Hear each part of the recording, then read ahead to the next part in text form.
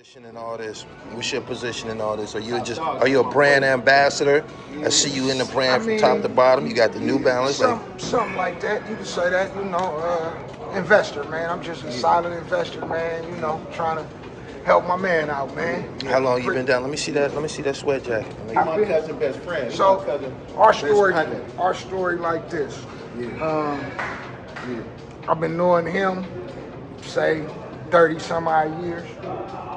Me and his cousin was best friends. That was my best friend. Okay. He went down.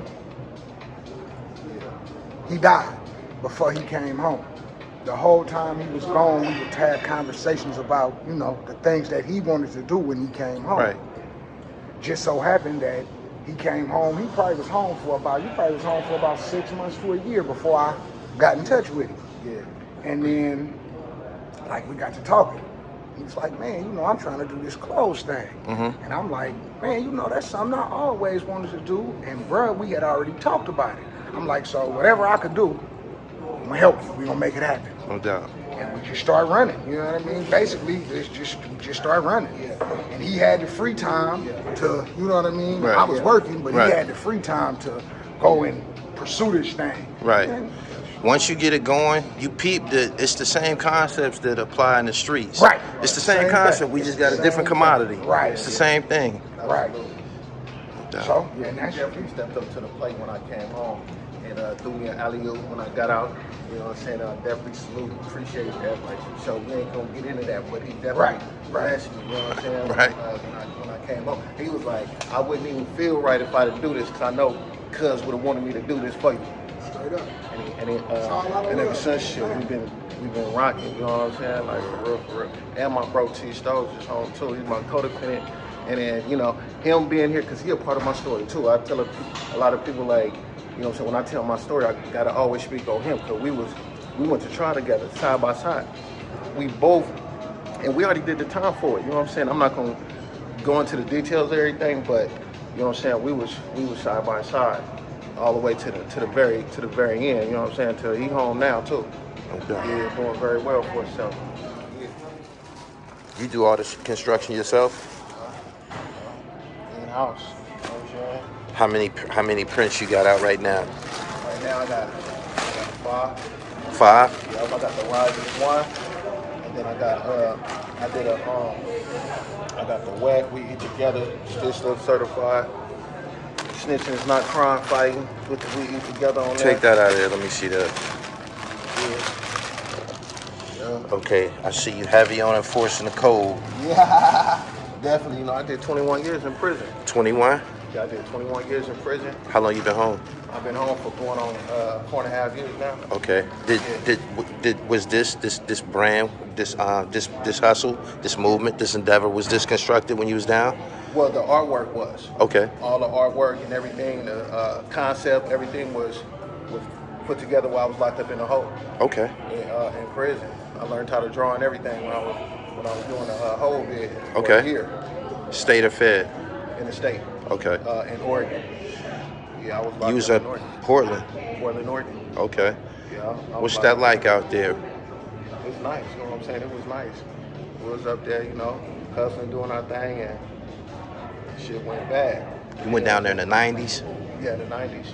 94, 95. Yeah. Back and forth. Then I caught my case in 96. Okay. Yeah. And everything stopped. You feel me?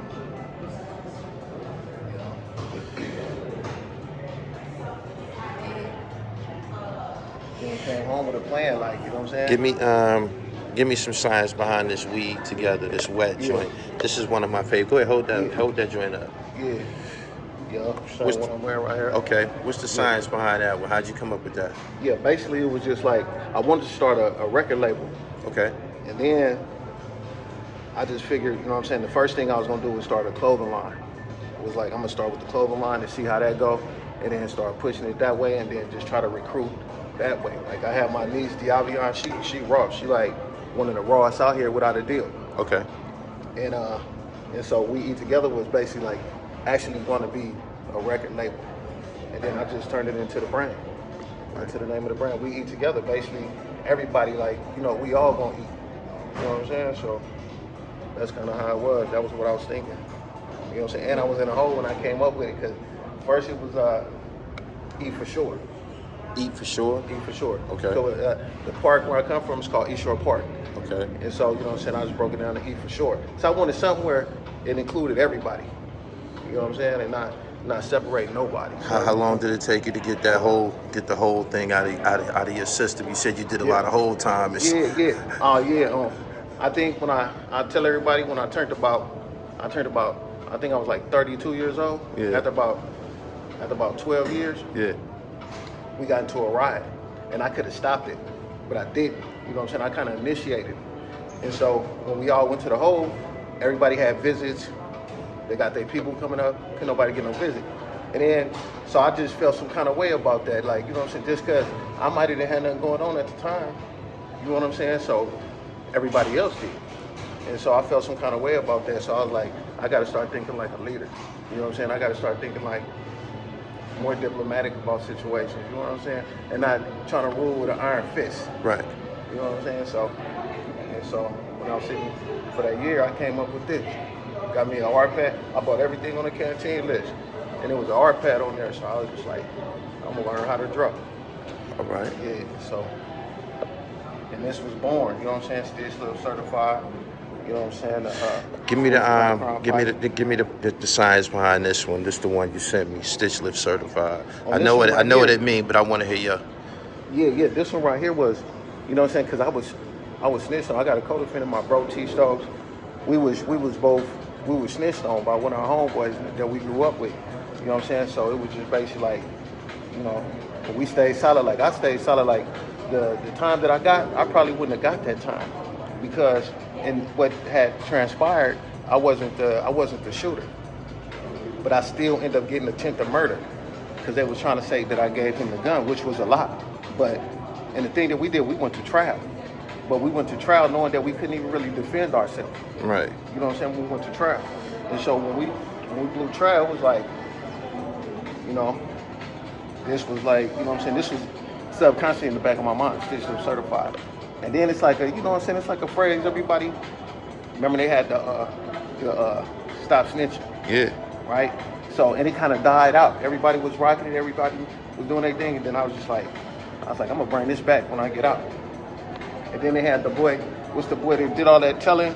You know what I'm saying? I was like, you talking about 6ix9ine? Yeah, 6ix9ine. I was like, I'm bringing this back out. You know what I'm saying? And then with all the colors, you know what I'm saying? How the sneakerheads receiving these joints with the colorways and they shit. Loving it because that's what everybody tell me they want. That's why I got so many different colors because everybody's like, you gotta have a new the color to go with the new Jordans that come out. You know what sneaks, yeah. So because at first I was just doing black and white. Yeah. When I first started. Yeah. I started off with 40 shirts. My boy Benjamin from New Life. You know what I'm saying? He worked with a company called Monster Inc. And then I was telling him about the concept of what I wanted to do. So he took me out to the building. They took me out to the building. I told them what I wanted to do. And they started pressing it up, but I was just doing black and white. Yeah. And then everybody was liking what I was doing, but they was like, you got to add more colors. Put some flavor in there. Yeah, you got to put some flavor, put some sauce on it. So I was just like, okay, you know, I'm fresh on, so I'm not really knowing. Right. And so, you know what I'm saying, I just tapped in and got all the different colors, the charcoal, the blue, the royal blue, camo, light blue, turquoise. I got red, all the different colors.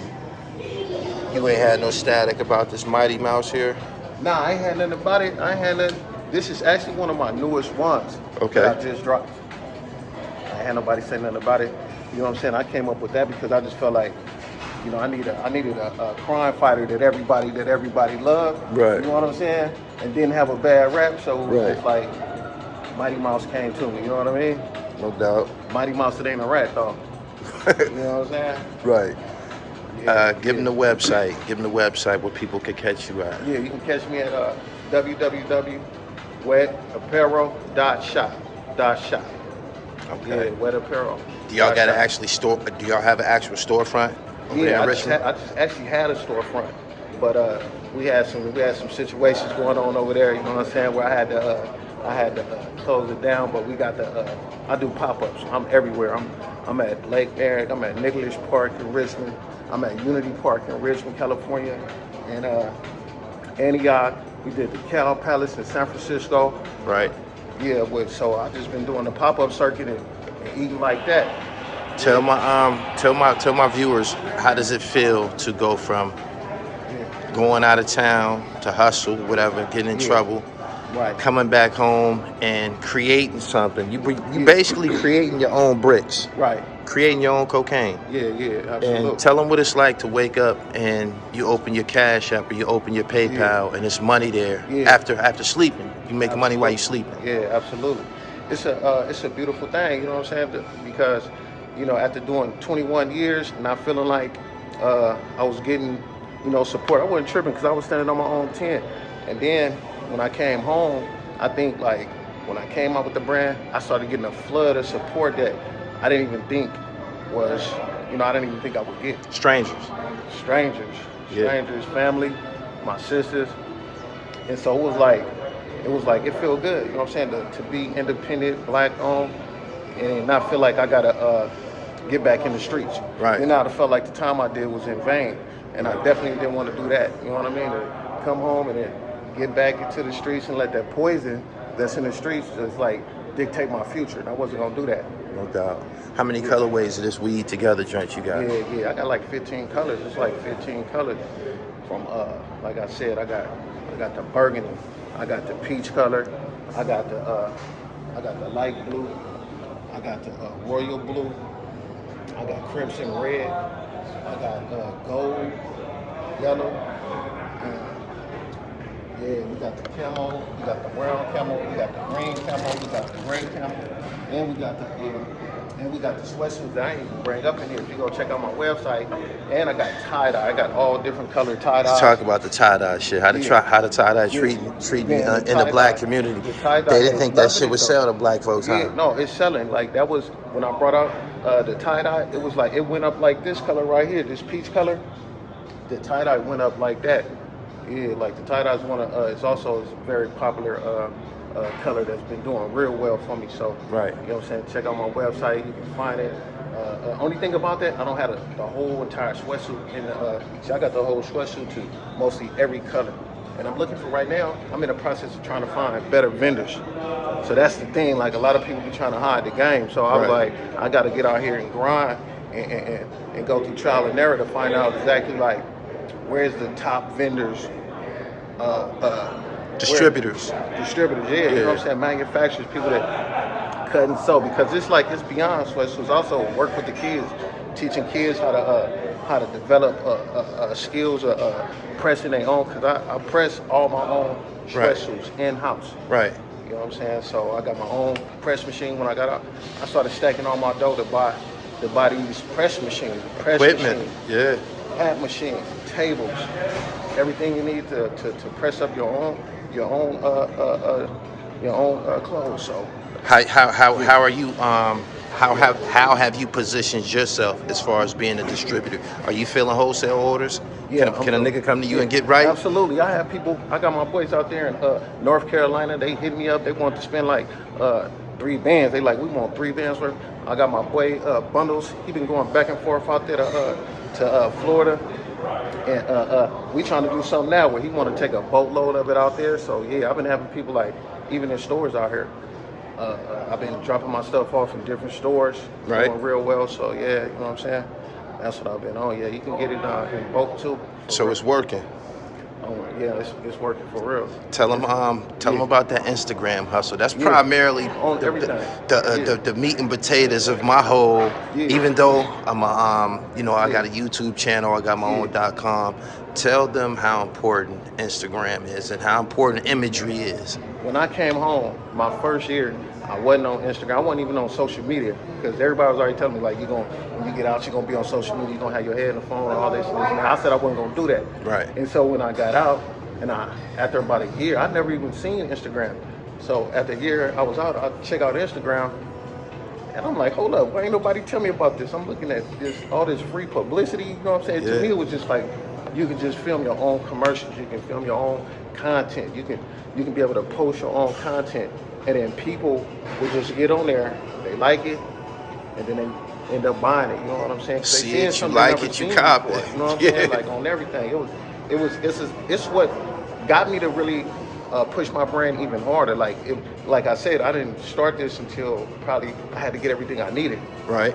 to get it going, and I want to come out with the right presentation. And then when I seen if you go to the beginning of my Instagram, like I know a lot of people don't do, it's like mostly like my family.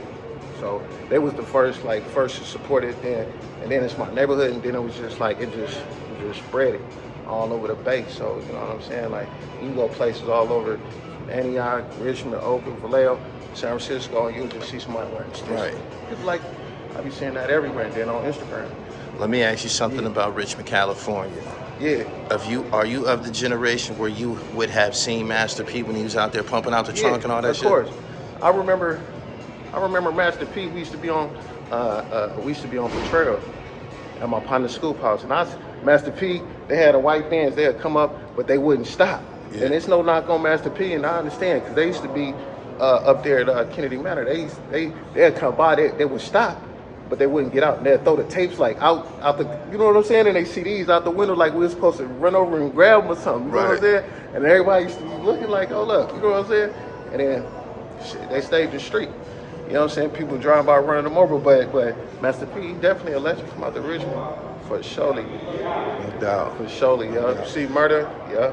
And Silk the Shocker for sure. Yeah, we seen them out here for sure. Who's some of the some of the talent from out Lil here Rick. who have Yeah. co-signed the brand? Any of these MCs you got them Yeah. to wear anything? Yeah. Like who? Well, we had. If you go to my Instagram, my partner, Reality 10, we did a video for Stitch Lift called Rap Poison. Okay. And Fat Joe got a hold of it. Okay. Yeah, Fat Joe get a hold of it. You go to my Instagram, he looking at the video, and he was like, oh yeah, I'm feeling this. So he called my boy and put him on a mixtape called Connected. Yeah. You can go get that on SoundCloud right now. Yeah, No doubt. Fat Joe gave us a shout out. No doubt. Yeah, he gave us an alley-oop for real. Shout out to Fat Joe. For Shout real. out to Joe. Yeah. Let's go. Yeah, what's up? This is We Eat Together. This is our clothing brand. We here with Gully TV, man, making it happen straight from Richmond with the New York connection. Believe that, man. Yeah. Dribble.